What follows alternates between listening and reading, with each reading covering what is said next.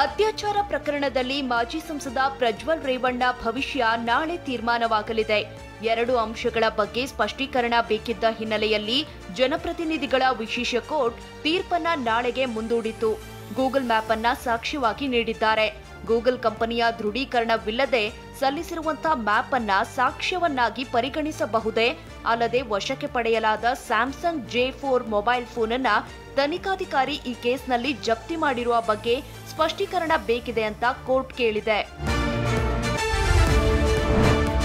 ಬೆಂಗಳೂರಲ್ಲಿ ಉಗ್ರ ಸಂಘಟನೆಗೆ ಸೇರಿದ ಮಹಿಳೆಯನ್ನ ಬಂಧಿಸಲಾಗಿದೆ. ಅಲ್ ಖೈದಾ ಸಂಘಟನೆಯ ನಾಯಕಿ 30 ವರ್ಷದ ಶಮಾ ಪರ್ವೀನ್ ಬಂಧಿತ ಮಹಿಳೆ. ಬೆಂಗಳೂರಿನಿಂದಲೇ ಉಗ್ರ ಸಂಘಟನೆಗೆ ಈಕೆ ನೇಮಕಗೊಂಡಿದ್ಲು.